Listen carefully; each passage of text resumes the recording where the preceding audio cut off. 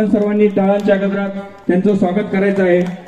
मी कार्यक्रमात अगदीच न लांबवता मी कार्यक्रमाचं प्रस्ताविक अमोल रामदासजी निकम यांना विनंती करतो की आपण कार्यक्रमाचं प्रस्ताविक थोडक्यात मांडायचं आहे। बोला छत्रपती शिवाजी महाराज की। आवाज जोरात आला पाहिजे। बोला छत्रपती संभाजी महाराज की।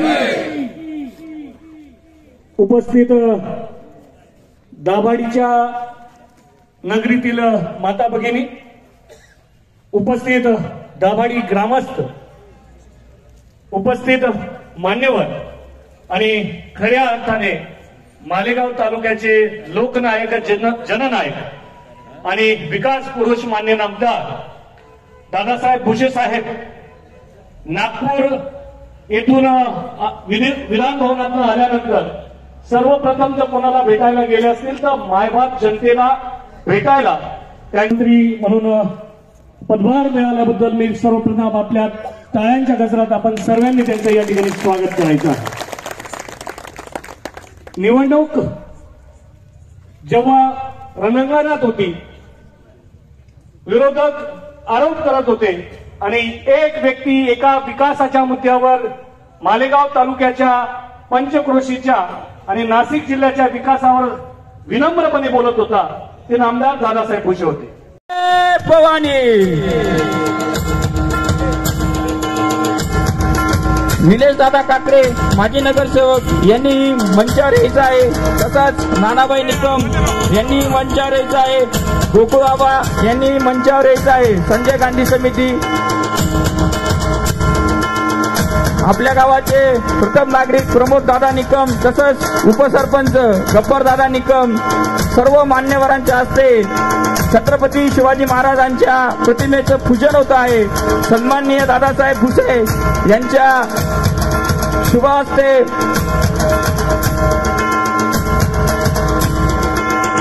सन्माननीय डॉक्टर जतीनजी कापडनीस यांनी स्टेजवर यायचं आहे।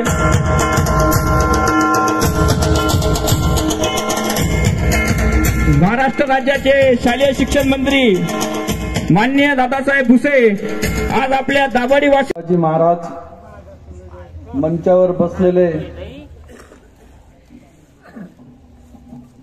आत्ताच लाखाच्या मतधक्क्याने निवडून आलेले नामदार दादासाहेब भुसे,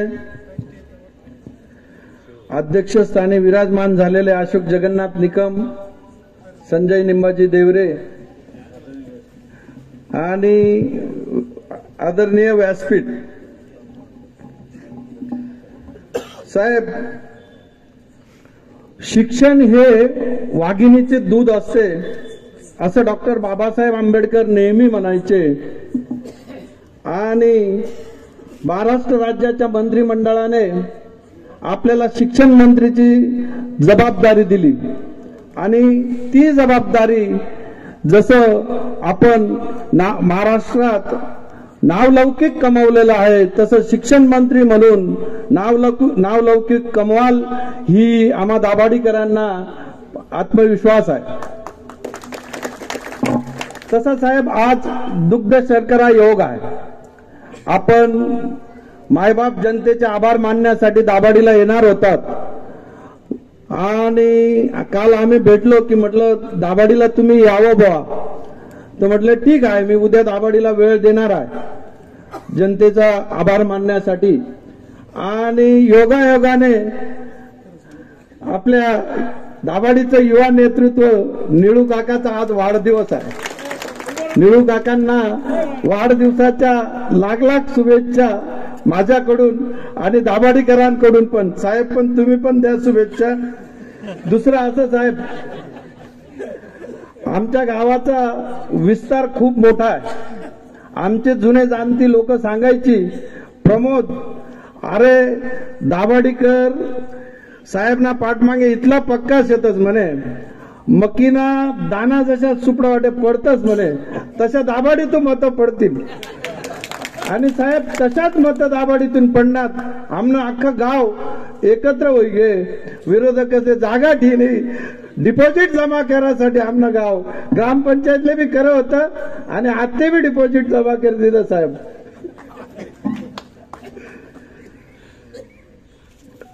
सध्या गावाच्या विस्तारामुळे दाभाडी गावाचा विस्तार तसा खूप मोठा आहे. रुकडोबा नगर, बजरंगवाडी, नवीन कॉलनी.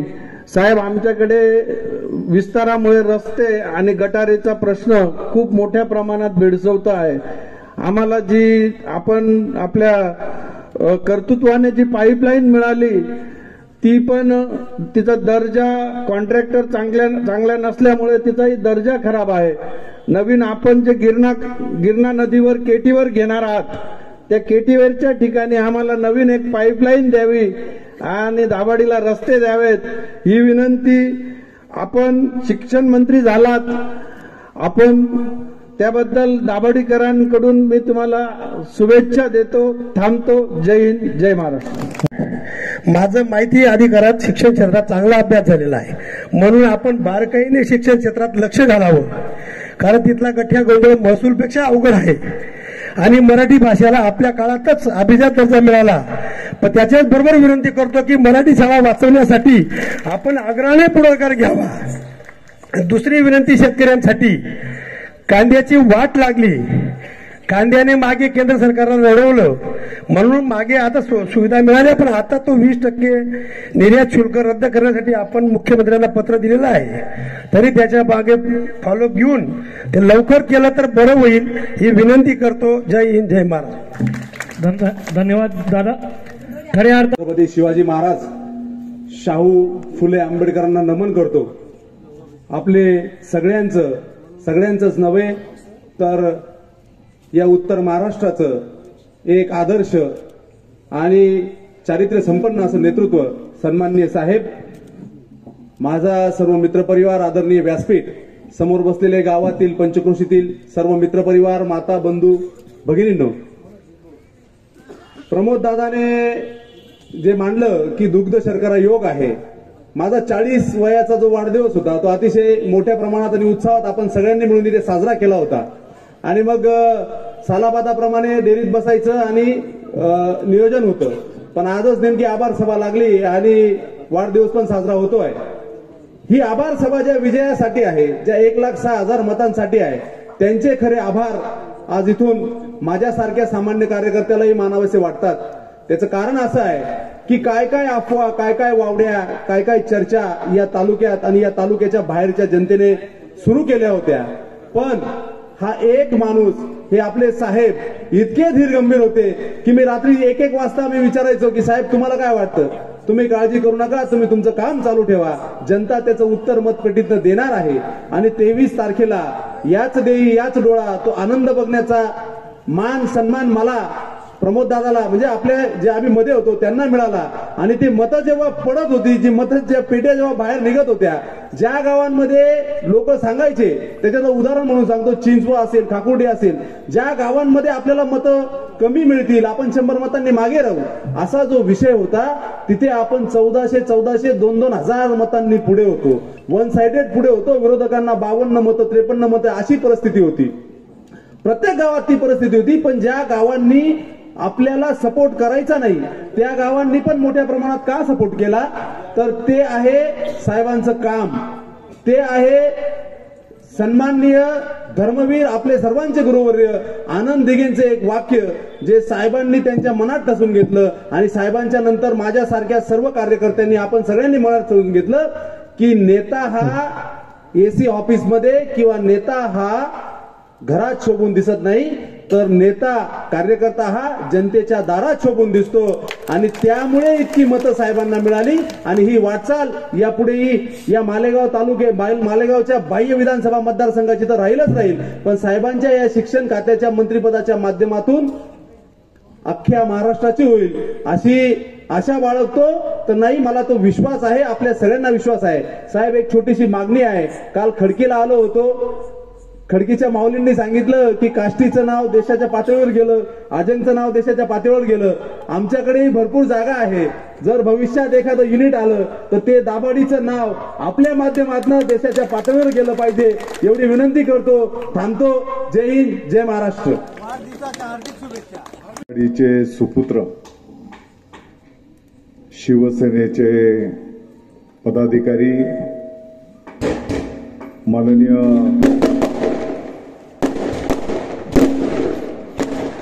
निळूभाऊ निकम त्यांचा आज 41 वर्ष पूर्ण झाले आणि 42व्या वर्षामध्ये पदार्पण झालं. खऱ्या अर्थाने त्यांच्या वाढदिवसाच्या साठी मी इकडे आलो.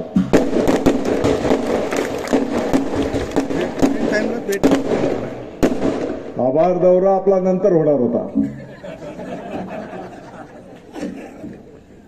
आज निळूभाऊंचा वाढदिवस आहे आणि त्या वाढदिवसाला शुभेच्छा द्याव्यात आणि म्हणून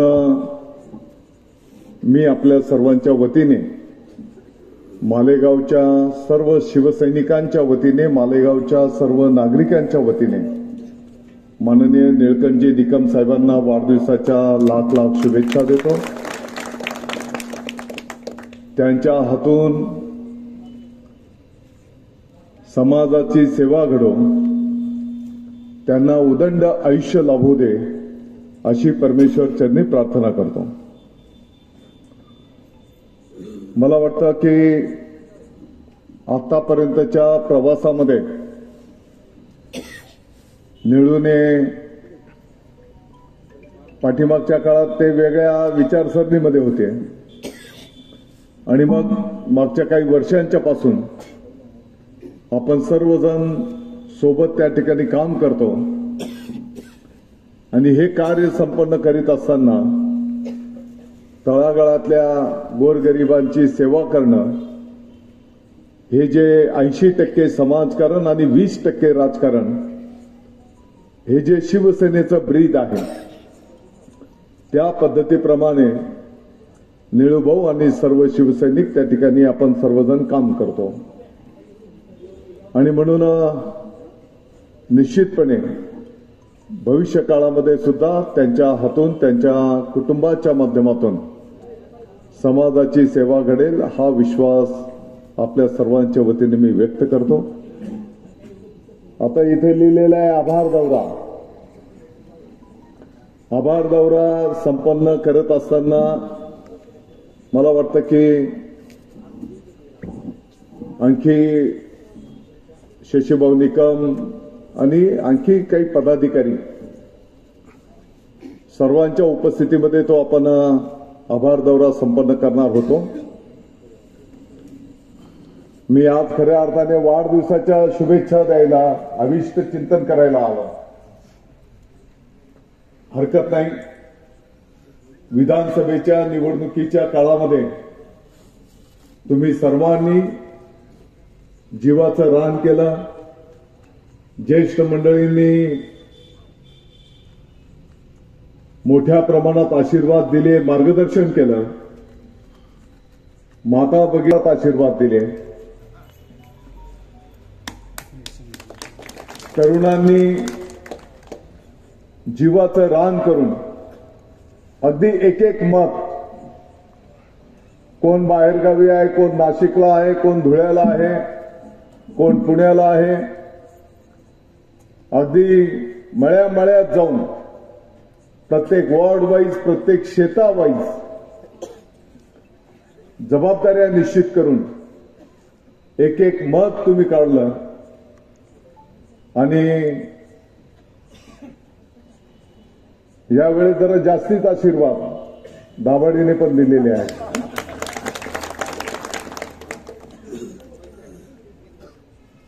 हे काही फक्त दादा भुसेमुळे नाही,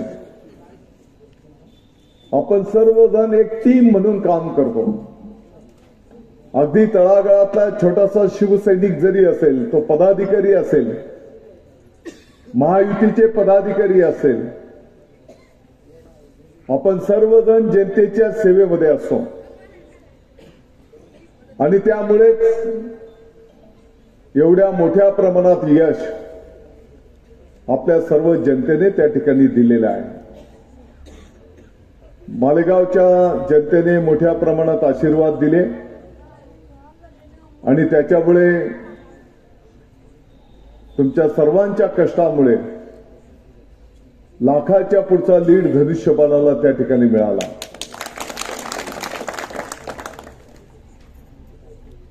आणि म्हणून मागच्या 15 दिवसापूर्वीच आपण आभार दौरा चालू केला होता. काही गावं काढून झाले, मध्येच टीव्हीला बातम्या यायला लागल्या, मंत्रिमंडळाचा विस्तार होणार आणि मग सर्व पदाधिकारी बोलायचे की आभार दौरा 2 दिवस आपण पुढे मागे होईल, परंतु तुम्ही मुंबईला जाई बसा. आम्ही सर्व पदाधिकारी मुंबईला गेलो. वकील साहेब मुंबईला जायचं मी टीव्हीनं बातम्या पाहावं, पलीकडे दुसरं काही काम नव्हतं. बातम्या बंद करू द्या राऊत साहेब. आणि मी सांगितलं की माननीय आपले शिवसेनेचे मुख्य नेते एकनाथजी शिंदे साहेब आपल्या मालेगावला आपल्याला सगळ्यांना ओळखतात. जर आपल्या मालेगावला काही जबाबदारी आशीर्वाद त्यांना द्यायचे असेल तर आपण मालेगावला जरी राहिलो तरी ते मिळणार आहे. परंतु प्रक्रियेचा एक भाग असतो आणि म्हणून मग आम्ही मुंबईला गेलो आणि पुढच्या काळामध्ये आपण सर्वांनी पाहिलं की त्या ठिकाणी ज्या काही घडामोडी व्हायच्या त्या झाल्या.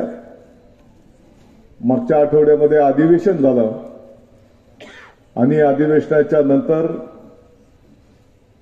शनिवारी मालेगावला परत येत असताना रात्रीचं त्या ठिकाणी मंत्रिमंडळाचं खाते वाटप पण मुख्यमंत्री महोदय आणि उपमुख्यमंत्री महोदयांनी त्या ठिकाणी घोषित केलं. आपल्या मालेगाववर शालेय शिक्षण विभागाची जबाबदारी माननीय उपमुख्यमंत्री महोदय एकनाथजी शिंदे साहेबांच्या अतिशय जिव्हाळ्याचा विषय शालेय शिक्षण आणि आरोग्य विभाग. तसं 15 दिवसांपासून आम्ही 2-3 वेळेस जेव्हा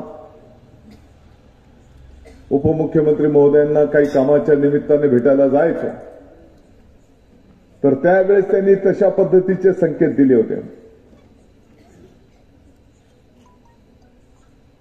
आपण आपल्या काही भावना तिकडे ठेवल्या होत्या, काही विचार ठेवले होते, परंतु शिंदे साहेबांनी सांगितलं की त्यांच्या जिव्हाळ्याचा हा विषय आहे आणि या माध्यमातून महाराष्ट्राची आपण चांगली सेवा करू शकतो. आणि म्हणून माननीय उपमुख्यमंत्री महोदय एकनाथजी शिंदे साहेबांचे आदेश शिरसावंदे मानून मुख्यमंत्री महोदयांनी पण आपल्या मालेगाववर या ठिकाणी शालेय शिक्षण विभागाची जबाबदारी त्या ठिकाणी निश्चित केली.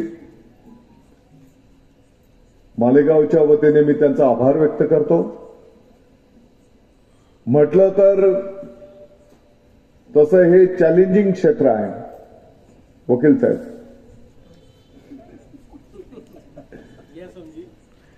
पहिलीपासून तर 12वी पर्यंतचे विद्यार्थी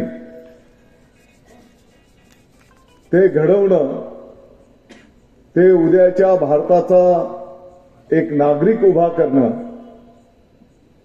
हे पवित्र पुण्याचं काम या कालावधीमध्ये आपले शिक्षक बंधू भगिनींच्या माध्यमातून संपन्न होत असतं.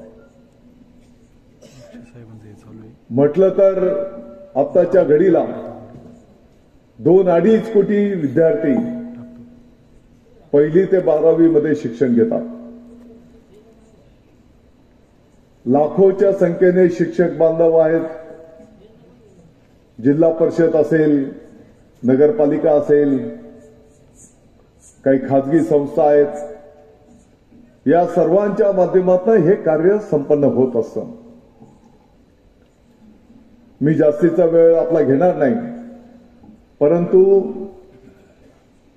अतिशय मोठी जबाबदारी आपल्या मालेगाववर उपमुख्यमंत्री महोदय आणि मुख्यमंत्री महोदयांनी दिलेली आहे.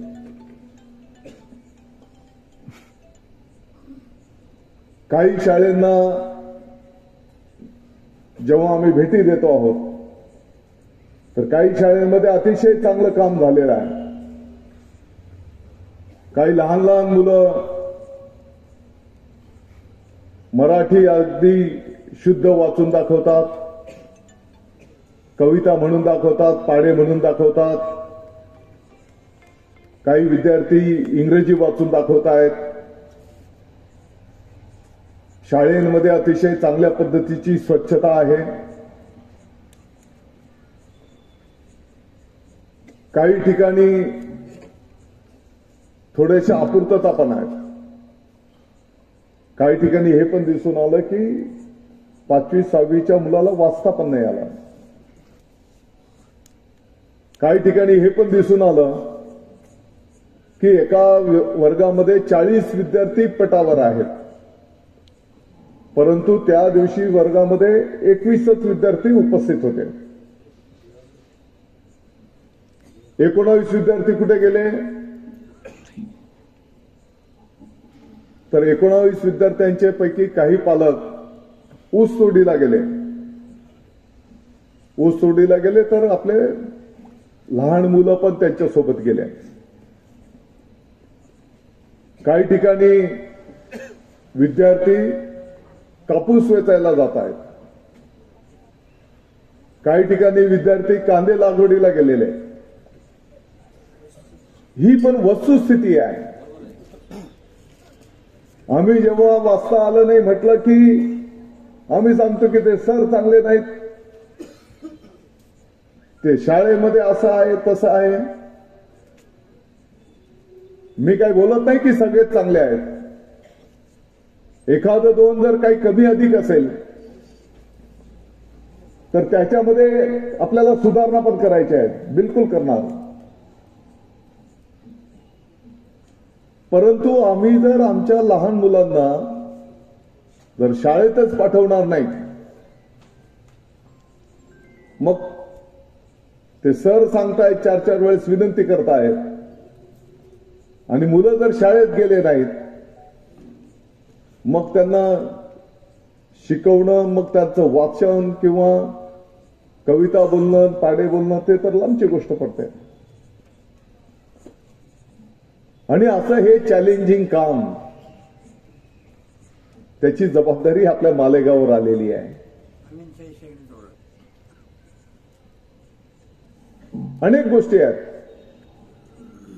तर मी येणाऱ्या काळामध्ये आपल्या सर्वांना अस्वस्थ करू इच्छितो. पहिले तर आभार दौरा आपण तालुक्याचा करणार आहोत. आणखी 2 दिवसामध्ये बऱ्यापैकी आभार दौरा पूर्ण होणार आहे. आभार दौरा झाला की ते करत असताना काही शाळेमध्ये पण जातो आहे. शेवटी आपला केंद्रबिंदू असणारे विद्यार्थी आणि त्यातल्या त्यात ज्या पालकांची आर्थिक परिस्थिती बरी आहे ते पालक आपल्या पाल्यांना म्हणजे मुलांना इंग्रजी मीडियमच्या शाळेमध्ये काही फी वरून ऍडमिशन देतात. जिल्हा परिषदच्या शाळेमध्ये गोरगरिबांची मुलं आहेत. आता या इंग्रजी शाळेच्या स्पर्धेमध्ये या मराठी शाळेचे पण विद्यार्थी आपल्याला टिकवायचे आहेत आणि हे एक मोठं आव्हान आपल्या समोर त्या ठिकाणी आहे. आणि म्हणून यासाठी जे जे काही करावं लागेल, विद्यार्थ्यांच्या पालकांच्या पण सूचना आपण ऐकून घेणार आहोत.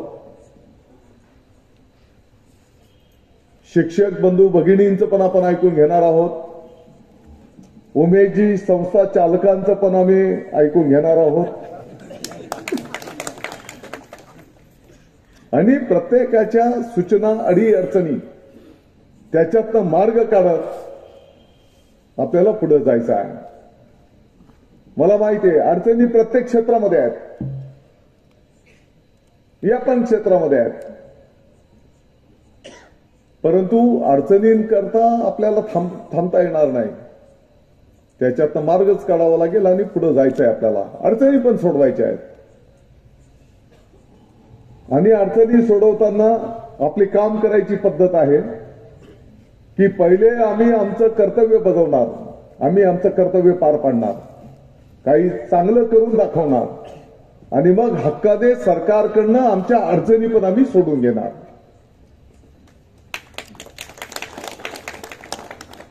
मला वाटतं की काल मी खडकीला होतो. असंच आभार मानत असताना खडकीचा ज्ञानेश्वर काही नाव आहे,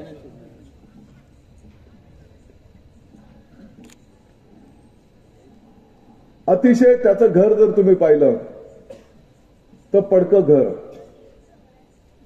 कदाचित 100 फूट पण नसेल. वडील सतत आजारी, दुधेकर म्हणून आहे. बहीण पण आजारी, कधी कधी स्वयंपाक त्याला करावा लागायचा. परंतु ते दुधेकर कधी पुण्याला जायचा, इकडे शेती करायचा, पुण्याला जायचा, क्लासेस अटेंड करायचा आणि स्पर्धा परीक्षा त्यांनी परीक्षा दिल्या. एके दिवशी तर त्याचं उद्या पुण्याला परीक्षा द्यायची, परीक्षा होता की इंटरव्ह्यू होता, आणि आदल्या दिवशी खडकीला स्वतःच्या शेतामध्ये काही दिवसांपासून तो काम करत होता. आदल्या दिवशी पण काम करत होता. दिवसभर शेतात काम केलं, रात्री बस पकडली, पुण्याला गेले आणि दुसऱ्या दिवशी मग ती परीक्षा की इंटरव्ह्यू दिली. त्यांनी एवढे कष्ट केलेले होते, एवढा अभ्यास केलेला होता. परमेश्वराने पण आशीर्वाद दिले आणि PSI म्हणून त्याची निवड झाली.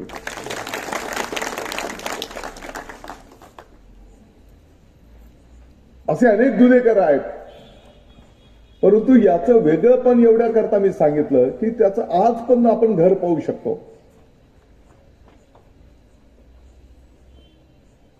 त्या दुधेकरचं ट्रेनिंग पूर्ण झालं आणि मला वाटतं आजच त्यांना मुंबईच्या पोलीस विभागामध्ये PSI म्हणून आज कदाचित ते हजर झाले असतील.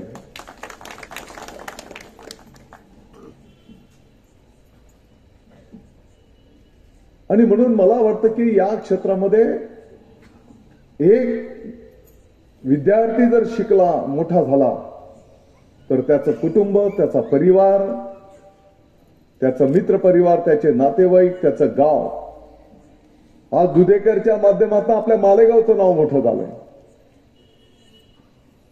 आणि म्हणून येणाऱ्या काळामध्ये आपल्याला ही एक चळवळ उभी करावी लागणार आहे. मी गावाला विनंती करेन, प्रत्येक गावाला मी विनंती केली, जसं मंदिर बांधायला आपण सगळेजण एकत्र येतो, गाव एकत्र येतं, मंदिर महत्वाचेच आहेत, परंतु हे शाळा सुद्धा आपले एक प्रकारचे मंदिर आहेत. तर त्या मंदिरासाठी पण आपण सर्वांनी एकत्र यावं, त्या मंदिराला आपण सहकार्य करावं, अशा प्रकारची मी विनंती आपल्या गावाला पण या निमित्ताने करतो. तुम्ही म्हणता दादा भाऊ 2 दिवस होईना डिपार्टमेंट मिळाल्यानंतर तर लगेच उपदेश करायला लागल्या. विषय असा नाहीये, आपण फार पूर्वीपासूनच या विषयात लक्ष घातलेलं आहे.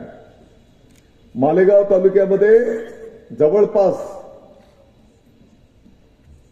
22-23 ठिकाणी नवीन शाळा बांधल्या आपण जिल्हा परिषदच्या. आपल्या दावडीला पण शाळा झाल्या, 2 शाळा झाल्या. जवळपास 40-45 जिल्हा परिषदच्या शाळेंची आपण दुरुस्ती केली.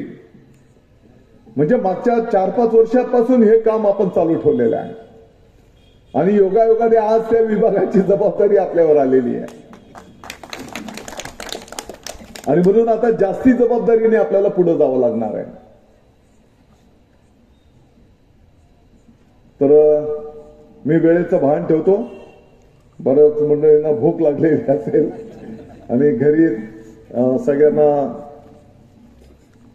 ताईंना घरी जाऊन स्वयंपाक काहींना करायचा असेल तर मी एवढीच विनंती करणार आहे. आणि ताईंवर जास्ती जबाबदारी आहे, माता भगिनींवर जास्ती जबाबदारी आहे. जरी आपल्या घरातला विद्यार्थी नसेल, आजूबाजूचा असेल, तर त्या ताईला पण समजावून सांगा की त्या मुलांना शाळेत जाऊ दे.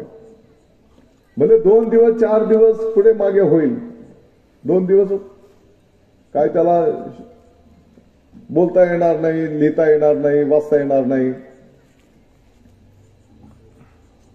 आणि मी तर आता एकदम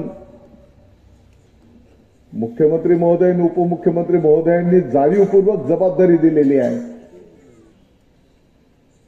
तर मी तर पहिले आता आपलं मालेगाव घर दुरुस्त करायला घेतलंय.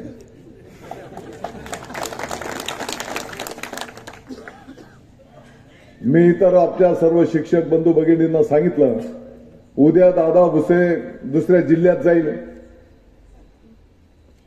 एखाद्या तालुक्याच्या एखाद्या शाळेत जाईल,